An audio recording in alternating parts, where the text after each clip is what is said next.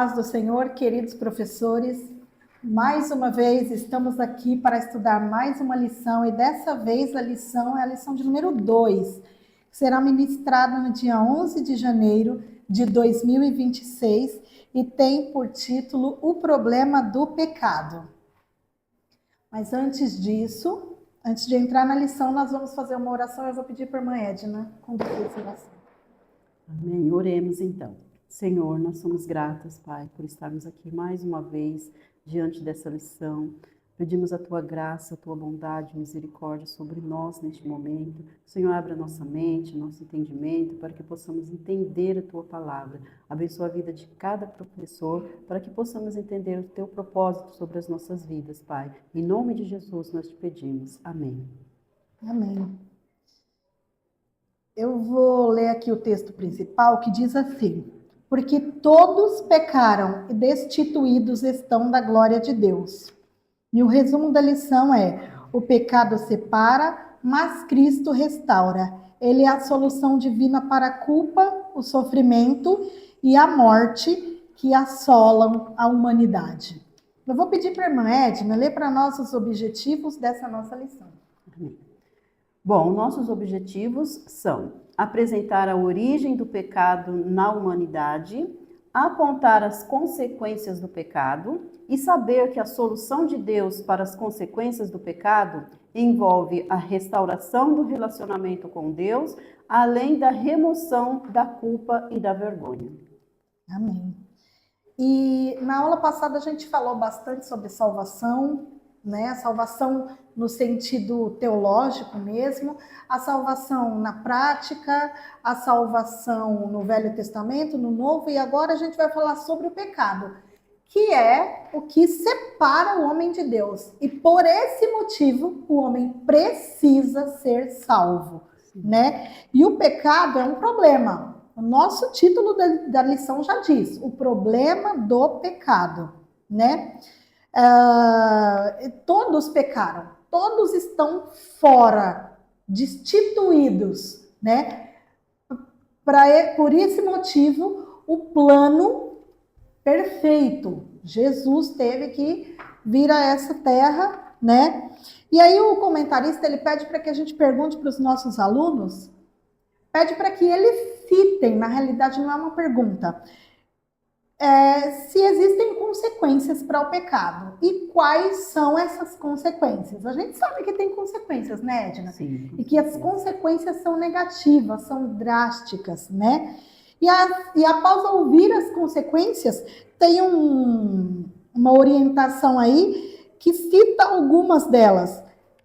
Separação de Deus, culpa e remorso, perda da sensibilidade espiritual do certo e do errado, decadência moral, sofrimento e morte. Então, a gente, no decorrer da lição, vai falar um pouquinho sobre as causas e as consequências. E as consequências sendo do pecado sempre negativas, né?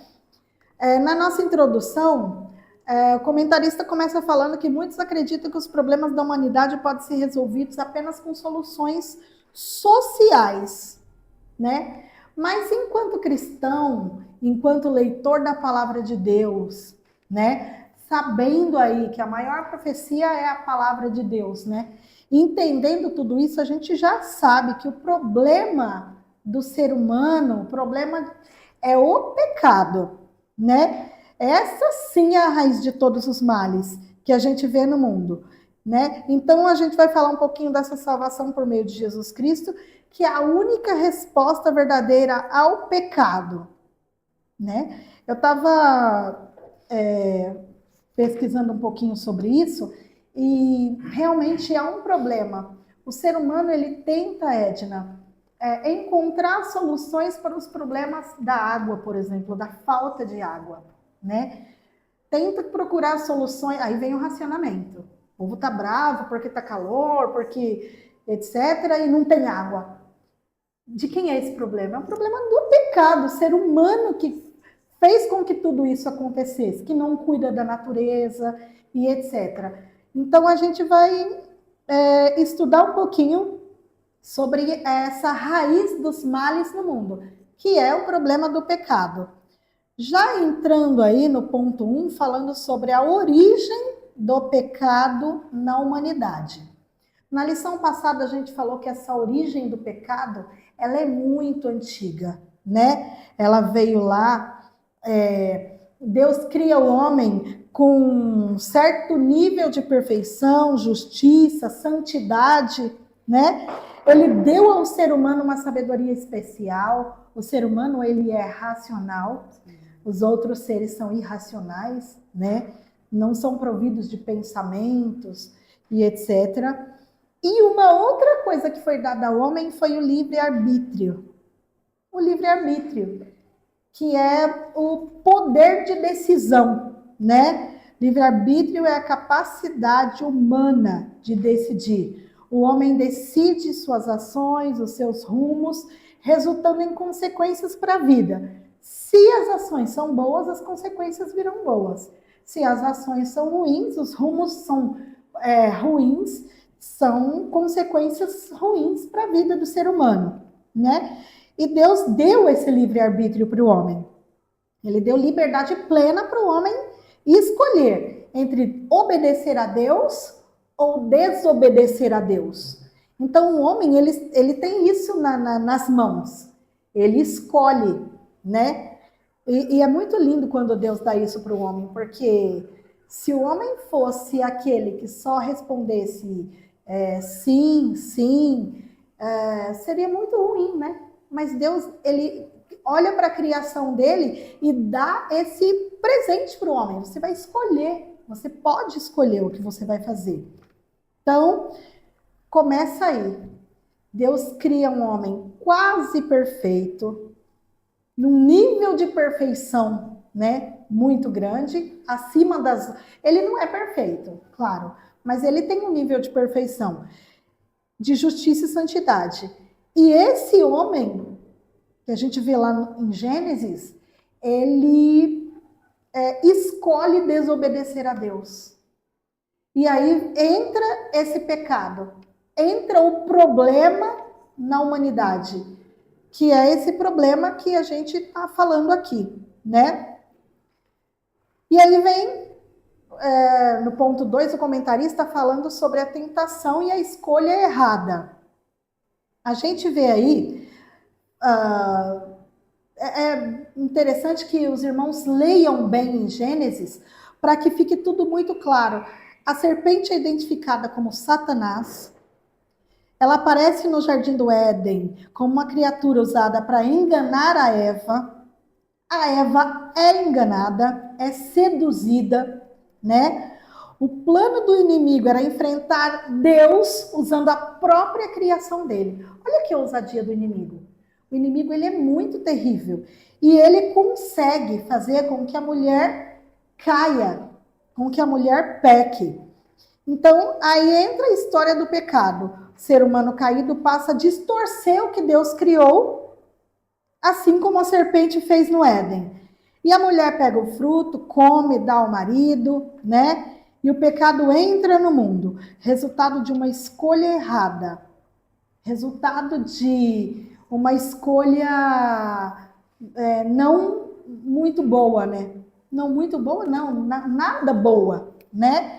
Então, a humanidade, a partir desse momento, ela passa por esse versículo aqui, que é: todos pecaram e destituídos estão da glória de Deus.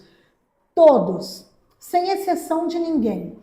Nem branco, nem preto, nem mulher, nem homem, todos estão destituídos. E por estarem destituídos, a necessidade da salvação, né? A necessidade da salvação. Deixa eu ver aqui mais alguma coisa. Eu anotei aqui, que eu achei interessante, sobre os homens poderem decidir. A humanidade decide, né? Deus cria o homem naquele nível lá de perfeição que o comentarista falou. Ele dá ao homem o livre-arbítrio. O homem escolhe. Ele sofre as consequências das decisões dele. Mas e os outros seres que não são providos de racionalidade, por exemplo, os animais, as plantas, elas sofrem elas não podem escolher. O animal não pode escolher, a planta não pode escolher, mas ela sofre por conta da decisão errada daquele que pode escolher, Edna, né? Então, tá aí a necessidade da salvação, né? Você quer falar? É por isso que o tema, né, o problema do pecado. Sim. O pecado é um problema muito grande, tanto que eu achei muito interessante a imagem que o comentarista coloca aqui, né? Que ele coloca um homem acorrentado numa bola de ferro, né? Sim. Só que a bola de ferro ela é muito grande, que eu acredito que esteja representando o pecado, porque o homem ele não consegue resolver esse problema chamado pecado. Sim. Ele realmente é muito grande, né? Sim. E ele não tem condição de resolver. Por isso precisava da intervenção direta de Deus. Sim, é verdade. E aí a gente já vai entrar no ponto 3, Edna. Todos pecaram. Certo. Rose, só é interessante colocar também na questão do livre-arbítrio, que você já falou um pouquinho, mas só complementando, que muitas pessoas elas não conseguem entender direito essa questão do livre-arbítrio. E nós temos que entender que o livre-arbítrio, ele tem dois lados. Uhum. Ele tem o lado da escolha, mas ele também tem o lado da consequência. Porque muitas pessoas até acham que, como ela tem que arcar com a consequência, então não é um livre-arbítrio. Mas porque a gente não entende o que é o livre-arbítrio. Então ele tem os dois lados. Você tem o poder de escolha, mas você também tem a questão de arcar com a consequência. Isso é o livre-arbítrio, não podemos esquecer disso. Não é só você escolher. Não, você também tem que arcar com a consequência. Uhum. Todos pecaram, né? Infelizmente, todos pecaram, né, Rose? Bom, é muito difícil essa questão também, que muitas pessoas não conseguem entender por que Adão pecou lá tanto tempo, como você falou, e hoje eu sofro a consequência desse pecado de Adão. E eu escutei uma ilustração na semana passada, que eu achei muito interessante como a pessoa colocou. Vamos dizer assim, que você prepara uma massa para fazer um bolo ou um pão, e você faz 10 pães. Se essa primeira massa que você fez, se essa massa que você fez tiver algum problema, tiver estragada, algum ingrediente que você colocou e ela estragar, todos os 10 pães sairão estragados, não é? Sim. Para você resolver isso, o que você tem que fazer? Você tem que fazer uma outra massa, diferente daquela primeira. Uhum. E foi isso que aconteceu com a humanidade. Vamos dizer que Adão seria essa primeira massa. Adão e Eva foram os nossos primeiros pais. E eles pecaram. Então, toda a humanidade faz parte dessa primeira massa que saiu estragada, não é? Então, por isso que todos pecaram, porque através desse pecado de Adão, consequentemente, passou a todos nós. Né? O texto diz assim, a Bíblia deixa bem claro que o pecado de Adão e Eva afetou toda a humanidade, todos pecaram. Isso significa que o ser humano já não carrega mais aquela perfeição que foi falado, né? A justiça, a santidade que tinha antes da queda. Agora todos nascem com uma natureza profundamente afetada pelo pecado. Isso é um fato, não tem... Para resolver isso, teria que fazer uma nova massa. Essa nova massa ela é representada pelo Senhor Jesus. Porque, como diz o resumo da lição, o pecado separa, mas Cristo restaura. Adão pecou, mas Cristo traz a restauração. Lá em Romanos, capítulo 5, olha o que Paulo fala sobre isso. Romanos 5, que acho que até uma das leituras da nossa leitura da semana, né? Mas fala assim, ó, Romanos 5:12, ele fala assim, pelo que por um homem entrou o pecado no mundo, e pelo pecado a morte. Assim também a morte passou a todos os homens, por isso que todos pecaram. Tá? Então é o que foi falado aqui já o comentarista, que todos pecaram por causa desse homem, que foi Adão. Lá no versículo 19, ele fala assim, porque como pela desobediência de um só homem, muitos foram feitos pecadores, assim pela obediência de um, muitos serão feitos justos. Então é essa questão mesmo da massa. Pela desobediência de um homem, muitos foram feitos pecadores. Então a massa estava ruim, estragou todos aquilo que foi feito com aquela massa. Mas fez-se uma massa nova. Então pela obediência de um, muitos serão feitos justos, que é através de Jesus Cristo. Aqui ele fala também sobre a doutrina, né, que isso que nós estamos falando sobre o pecado é uma doutrina, né, na teologia também tem essa doutrina que estuda sobre o pecado, que nos ajuda a entender por que existe tanto mal no mundo, foi o que você acabou de falar, né, que através do pecado de Adão e Eva, entrou todo esse mal no mundo, que até a própria natureza foi afetada. Então, todas as coisas ruins que acontecem, todos os sofrimentos, tudo isso é proveniente do pecado. E acho que é isso aqui nesse ponto, Rose. É isso. Tem essa questão aqui também, né?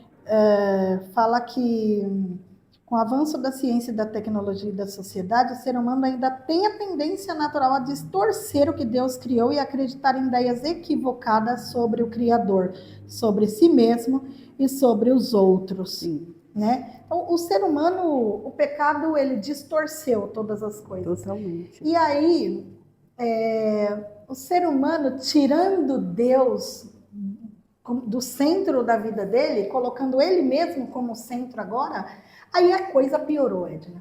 Aí vem filósofo falando, vem tantas outras pessoas, e cada vez mais o homem, com esse avanço da tecnologia, né, acreditando em teorias totalmente equivocadas. Mas a palavra de Deus, ela é clara, né? Existe uma doutrina e essa doutrina precisa ser ensinada. E ela está sendo ensinada, é a doutrina da salvação. Doutrina do pecado existe, e essa doutrina da salvação, que a gente está estudando. Jesus veio como plano perfeito, né? Tem um detalhe, Edna, que a gente não mencionou na outra lição e nem nessa, mas é importante. O preço pago, nem eu podia pagar, nem você, e nem ninguém, né? Mas todos pecaram, todos estão debaixo desse problema que é o pecado. Mas quando nós aceitamos a Jesus como suficiente Salvador e servimos a Ele, aí sim, Jesus paga esse preço por nós. É Ele quem pagou pela minha vida e pela vida de cada um dos irmãos. Então, o plano era esse, né? E o plano foi consumado, né?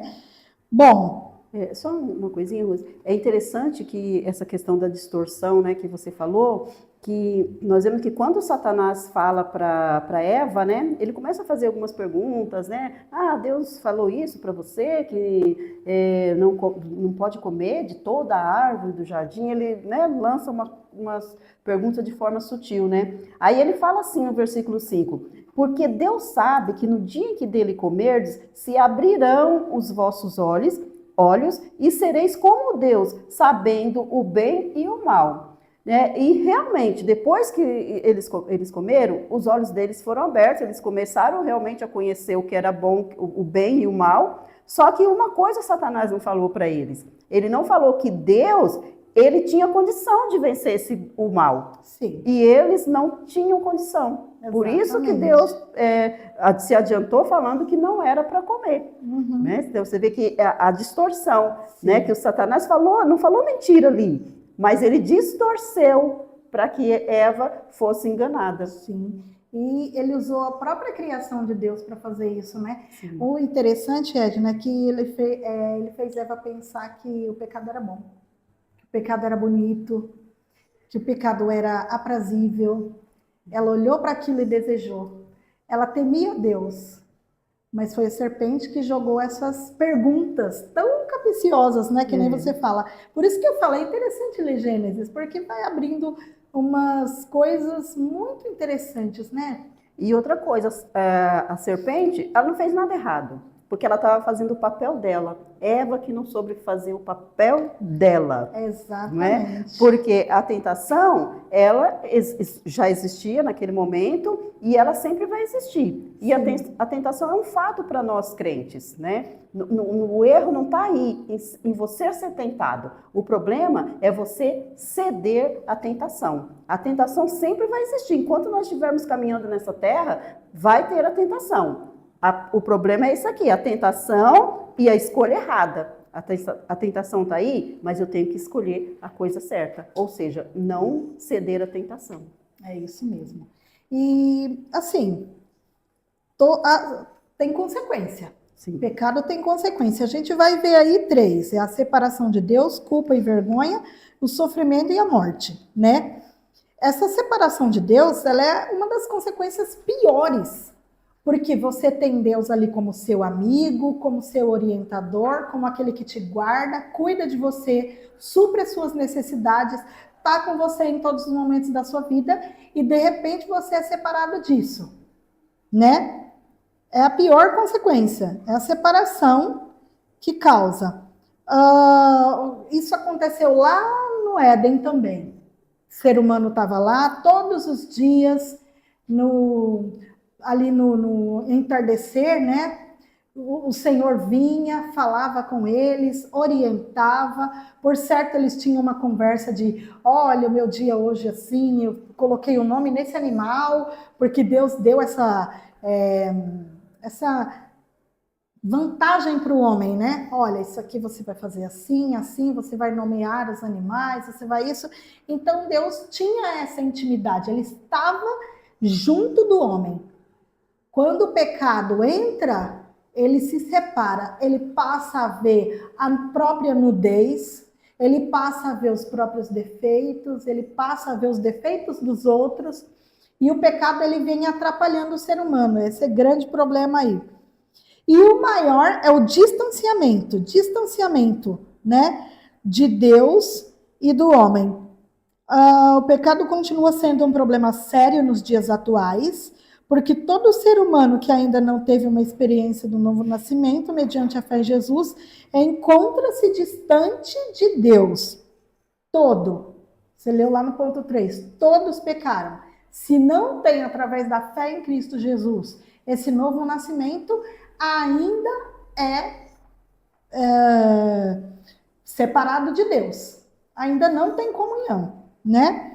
Então, assim o pecado rompeu completamente o relacionamento de Deus e o ser humano, né? A pior coisa, Edna, para o crente é quando ele peca e ele se afasta de Deus. Esse afastamento faz com que outras consequências venham acontecendo. O que separa o homem de Deus é o pecado. O pecado, ele traz a culpa e o remorso, né? Remorso, porque o arrependimento não. O arrependimento, ele é necessário. Se você se arrepende, Deus perdoa e o seu pecado é perdoado. Aí você volta a se religar com Deus de novo, né? Mas fala muito sobre a separação de Deus, traz muitas outras coisas também. Decadência moral, né? O sofrimento do ser humano, a morte espiritual do ser humano, a perda da sensibilidade. O que era certo já não é mais certo agora, Edna. Né? Os valores agora passam a ser invertidos. E é isso que o pecado faz, essa separação de Deus faz, né? Então ele é um problema sério. Foi lá no passado, no decorrer da história dos homens da Bíblia, dos heróis da fé, passando pelo Velho Testamento, Novo Testamento, e hoje, na atualidade, ele ainda é um problema. Por isso que é uma doutrina. Porque a doutrina, ela não muda, né? E aí a gente vai falar sobre os outros dois agora, a culpa e a vergonha, e o sofrimento e a morte. Você pode comentar, Edna, para nós? É uma continuação, né, do que você está falando, e a culpa e a vergonha, a primeira coisa, né, que eles sentiram ali, por isso que eles se esconderam, não é? Porque se sentiram culpados, que realmente, a partir do momento que eles pecaram, eles tomaram consciência. E aí veio a culpa e veio a vergonha. E isso é algo muito... Você falou da separação, né? E do distanciamento. E uma coisa que causa o distanciamento do crente de Deus, quando ele peca, é a culpa e a vergonha. É a culpa, muitas vezes, a vergonha de estar no meio dos irmãos. Sim. E agora, como vergonha da família, vergonha dos amigos, né? Dos amigos cristãos. E agora, como que eu faço? E agora, como que eu vou falar com o pastor? Como que eu vou falar com meu pai, com a minha mãe? Então, essa culpa, e isso é muito difícil, não é? É muito difícil. E por isso que o comentarista aqui, no finalzinho do ponto, aqui mais ou menos no meio, ele fala assim, ó, que a boa notícia...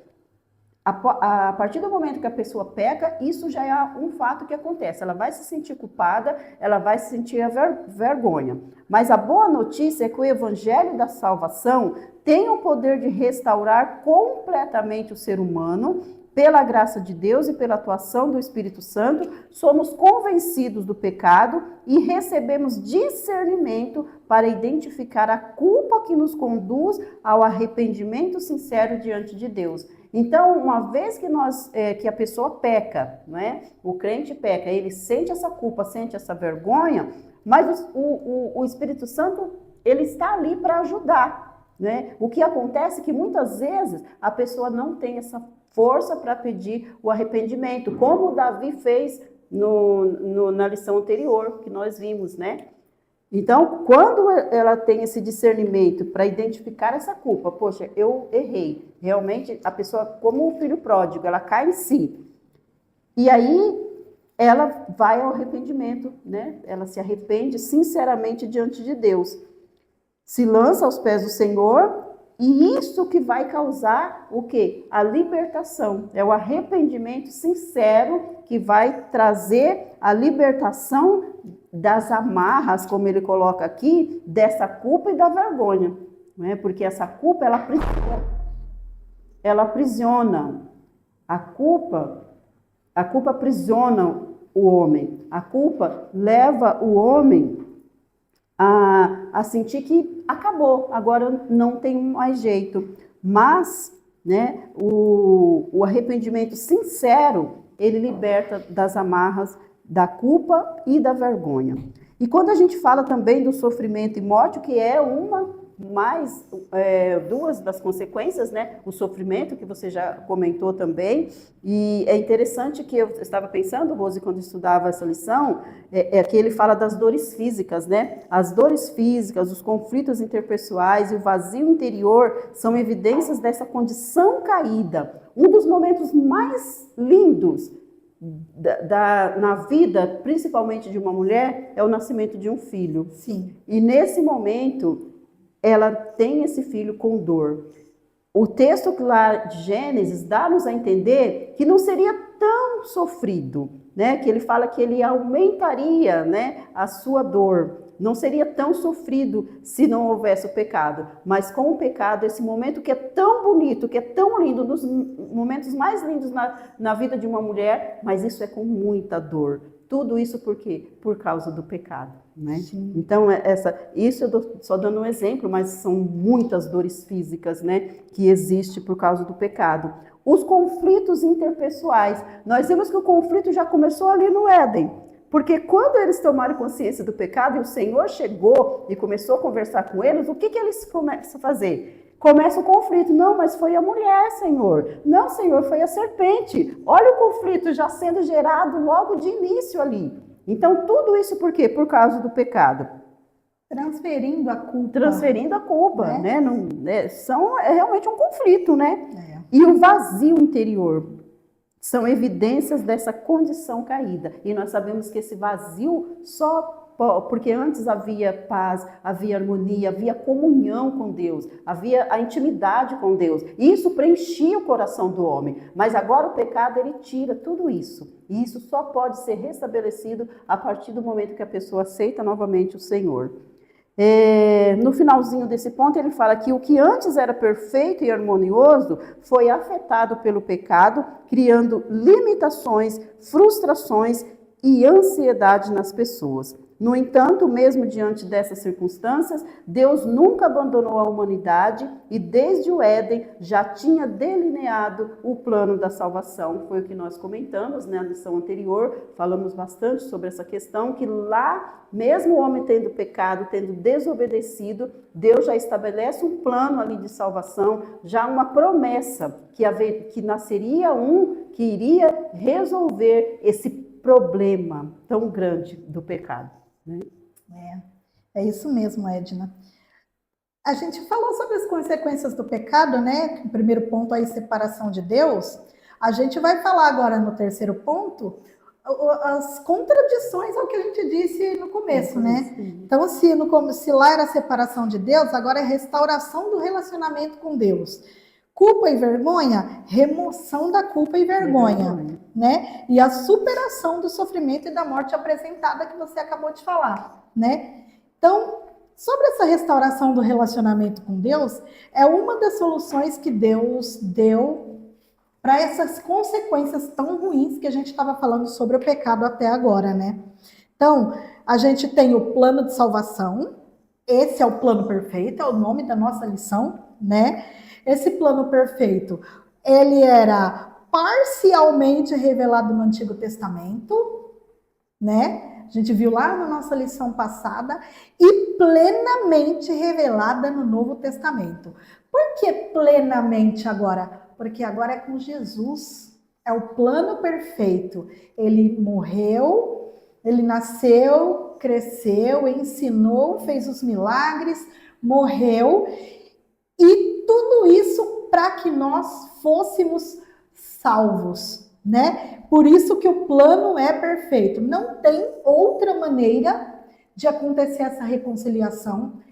Tudo isso só acontece através de Jesus, né? Separados de Deus nós éramos, agora através de Jesus nós somos reconciliados.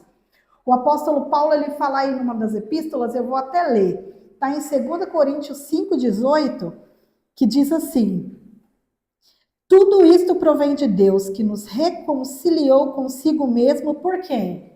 Por Jesus Cristo. Ele é o caminho, a verdade, a vida. Não tem como ser, não tem como acontecer sem Jesus Cristo, né? E ele nos deu o ministério da reconciliação. Então, fomos reconciliados por meio de Cristo e a nossa comunhão foi restaurada. Aí fala sobre o remédio bíblico contra a separação, né? É a reconciliação e a comunhão restaurada por meio de Jesus Cristo. Os seres humanos, Edna, eles tentam se reconciliar de várias maneiras. A palavra religião quer dizer religar. O ser humano, ele já sente que ele precisa dessa reconciliação. Então, ele vai procurando caminhos. Mas o único caminho é Cristo. Não tem outro. Só através dele que essa religação acontece, né? E sobre essa remoção da culpa e da vergonha, né? Que é o ponto 2 aí. Você pode comentar, Edna? Sim. É interessante quando ele fala remoção, tem um produto de limpeza, né? Nós mulheres aqui, a gente entende bastante disso, né, Rose? Sim. Que se chama removedor. Aham. Não é? O removedor, muito bom. Não é? O removedor, ele tira manchas assim muito difíceis, manchas que um produto mais simples não tem condição de tirar, e o removedor tira. E digamos que é o que acontece aqui, a remoção da culpa e da vergonha, porque coisa difícil é a culpa e a vergonha, como eu acabei de comentar. O pecado, quando a pessoa peca, fica aquilo na mente, não é? Mas eu não devia ter feito, e fica aquilo terrivelmente atormentando a mente da pessoa, não é? E não adianta as pessoas falarem, não, fica tranquilo, não, isso vai passar. Não, se isso não for removido, a pessoa vai continuar com aquilo, vai continuar. Aí vai entrar o problema de uma ansiedade, vai entrar muitas vezes uma depressão, e isso vai gerando várias coisas. Mas que coisa maravilhosa é que o Senhor faz. Quando a pessoa aceita Jesus, aceita o Senhor, essa culpa ela é removida. totalmente. Sim. Por isso que nós cantamos, né, um dos hinos da nossa harpa, livre estou, porque realmente nós sentimos essa libertação, porque o Senhor, ele remove essa culpa, diz que ele lança nossos pecados no mar do esquecimento. Então nós não precisamos ficar atormentados, pensando naquilo, até porque não ficamos mesmo, porque o poder de remoção do Senhor é tão perfeito, tão maravilhoso, que a gente já não pensa mais. Nós temos consciência, sim, que nós erramos, que somos pecadores, mas nós acreditamos no perdão, não é? Aqui no finalzinho desse ponto, ele fala assim: portanto, a solução de Deus para o pecado não se resume a apenas a sua remoção desse mal espiritual, que é o pecado, mas também a cura completa. Então, a alma é curada de maneira completa. A alma que é marcada pela culpa e pela vergonha, conduzindo-nos à verdadeira liberdade espiritual. A questão que eu falei de cantar, livre estou. E isso só através, né, como o comentarista coloca aqui, através do Espírito Santo, por meio do Espírito Santo, pela fé. Quando há o arrependimento sincero, o Senhor, ele faz isso na nossa vida.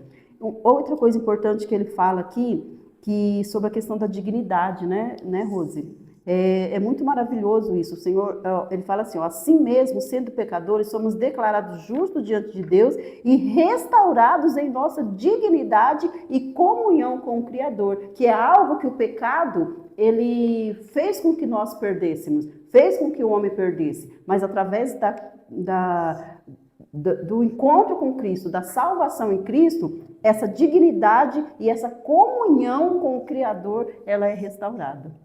É preciso que o ser humano, ele reconheça a culpa também, Sim, né? Tem que reconhecer. Porque se eu sou culpada de quê? Eu preciso reconhecer que sou culpada.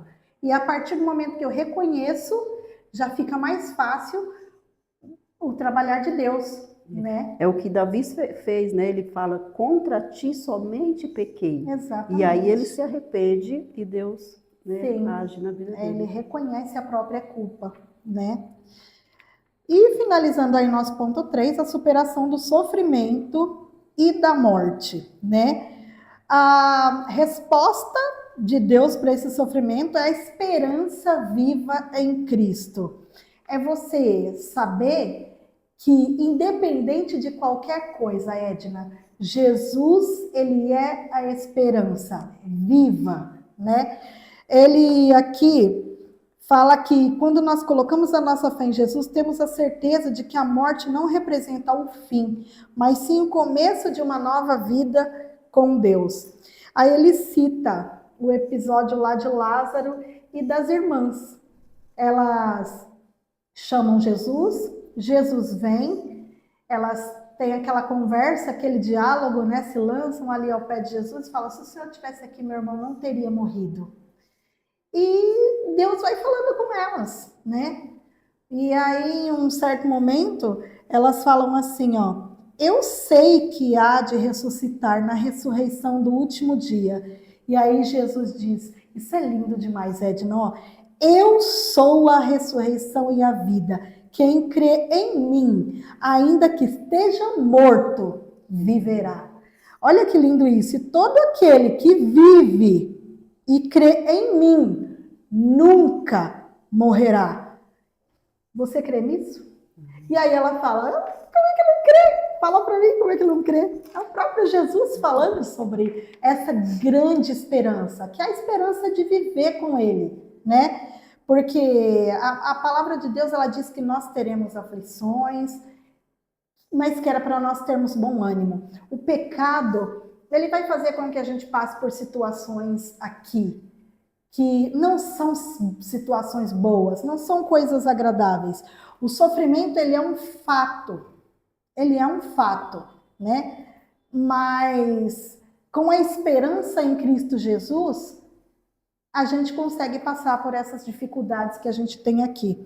Fala aqui sobre a esperança nos protege das utopias mundanas que tentam nos seduzir e, ao mesmo tempo, nos dá uma consciência da realidade, permitindo que vivamos nesse tempo a fé viva em Jesus, né? E aí o problema está nessa esperança, né? Nessas utopias todas que são ensinadas até na escola, que são colocadas aí na mente dos jovens em alguns determinados momentos aí durante a vida, mas a gente sabe que a nossa esperança ela precisa estar em Cristo Jesus. Ele é o único que pode fazer com que nós passemos por esses sofrimentos e essa morte, né? É o nosso Jesus. Quer falar alguma coisa, Edna? Eu só achei interessante o último subsídio, né? É todo lindo essas palavras aqui que o comentarista colocou, mas lá no finalzinho ele fala assim que Deus almeja estar conosco e oferece-nos ativamente o seu amor incondicional. Nossa resposta natural é o medo, porque pensamos que não podemos viver de acordo com seus padrões. Mas entender que Ele nos ama, a despeito das nossas faltas, pode ajudar-nos a remover esse temor. Achei muito bonito isso aqui, né? Então, o Senhor, Ele nos ama e no comecinho Ele fala que Deus quer se relacionar conosco, né? Que a gente possa, né, nos entregar realmente sem esse medo que fala aqui, porque realmente Ele nos ama mesmo com as nossas faltas e Ele já provou esse amor já desde o começo, quando entrou o pecado ali, Ele poderia ali mesmo já ter destruído o homem. Falei assim, não, vamos acabar com isso que não vai dar certo. Vamos fazer outra massa. Vamos fazer outra massa. Mas não, o que Ele faz? Ele dá todas as diretrizes para o homem, não é? Já providencia a roupa certa para o homem, que o homem tinha improvisado uma roupa errada ali, mas ele já providencia a roupa certa, já faz uma promessa de restauração, enfim, tudo isso provando o quê? O amor dele, né? E esse mesmo amor é o mesmo que ele está voltado para nós, né, hoje. É isso, irmãos. Então, a gente se despede aqui. Que a aula de vocês seja uma bênção, né? E que tudo seja para a honra e glória do nome do nosso Jesus. Amém. Amém.